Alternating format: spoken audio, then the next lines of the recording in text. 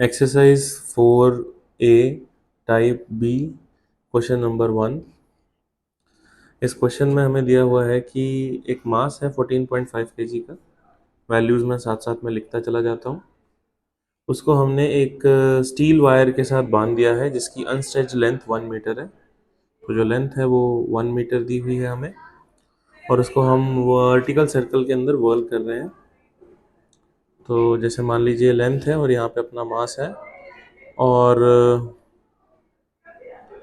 वो vertical circle के अंदर वर्ल किया जा रहा है, जिसमें कि बच्चों जो लोएस्ट पॉइंट के ऊपर जो एंगुलर वेलोसिटी है वो 2 रेवोल्यूशंस पर सेकंड है। 2 रेवोल्यूशंस पर सेकंड का मतलब होगा 2 मल्टीप्लाई बाय 2 पाई रेडियंस पर सेकंड। तो जो बच्चों ओमेगा आ गया अपना वो है 4 पाई रेडियंस पर सेकंड।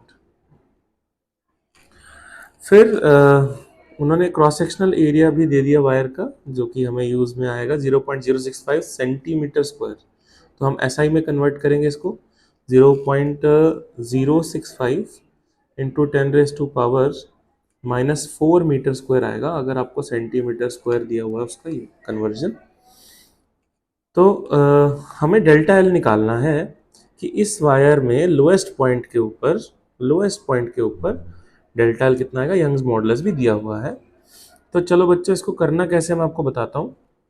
अगर हम मास का फ्री बॉडी डायग्राम बनाएं और मास के ही फ्रेम से इसको देखें तो कौन कौन से फोर्सेस लगेंगे, आप पहले ये बताओ। देखो, सबसे पहले तो टेंशन लगेगा क्योंकि उसको बांधा हुआ है हमने वायर से। फिर बच्चों इस पे लगेगा बच्चों mg डाउनवर्ड। फिर क्योंकि आप मास के ही फ्रेम में हो और वो सर्कुलर मोशन कर रहा है तो सेंट्रीफ्यूगल फोर्स लगेगा m omega square L circle के बाहर की तरफ, जो कि सूडो फोर्स भी है। तो बच्चों ये हमारे पास इक्वेशन यहाँ से आ जाएगी कि जो टेंशन की वैल्यू है वो आएगी m इंटू जी प्लस ओमेगा स्क्वायर एल। तो अगर मान लीजिए मैं इसकी वैल्यू भरूँ इसमें, तो मास जो है अपने पास 14.5 दिया हुआ है बच्चों गिवन, और जी की वैल्यू तो 9.8 लेंगे क्योंकि उसने बोला नहीं है कि आप 10 लो।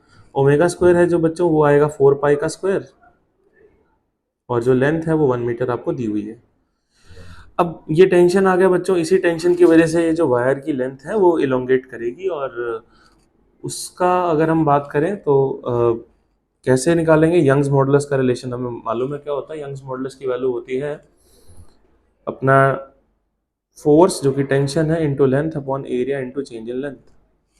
तो जो यंग्स मॉडुलस है बच्चों वो आएगा दिया हुआ है हमें 2 इंटू 10⁻11 पास्कल, जो कि ऐसा यूनिट्स में ही दिया हुआ है। टेंशन हमने अभी अभी निकाली है 14.5 into 9.8 plus 4 pi square into 9.8 into 1 sorry into जो लेंथ है वो 1 मीटर है अपॉन एरिया जो है बच्चों वो है 0.065 into 10⁻⁻⁴ into change in length जो है वो आपको बताना होगा बच्चों। और जो चेंज इन लेंथ आएगा यहाँ से आप पूरा मैथमेटिकल कैलकुलेशन अगर करेंगे, आप पाई स्क्वायर की वैल्यू को नियरली 10 भी ले सकते हैं। ये मैं आपको बता रहा हूँ एक एडिशनल चीज़। अगर आपको पाई का स्क्वायर दिखे अप्रॉक्सीमेशन के लिए आप उसको 10 मान सकते हो अप्रॉक्सीमेटली। तो जो इसका आंसर रहेगा कैलकुलेट करके that will be equal to 1.87। ये सारी कैलकुलेशन करने के बाद जो डेल्टा एल निकल के आएगा बच्चों वो आएगा 1.87 इंटू 10⁻⁻³ मीटर। ठीक।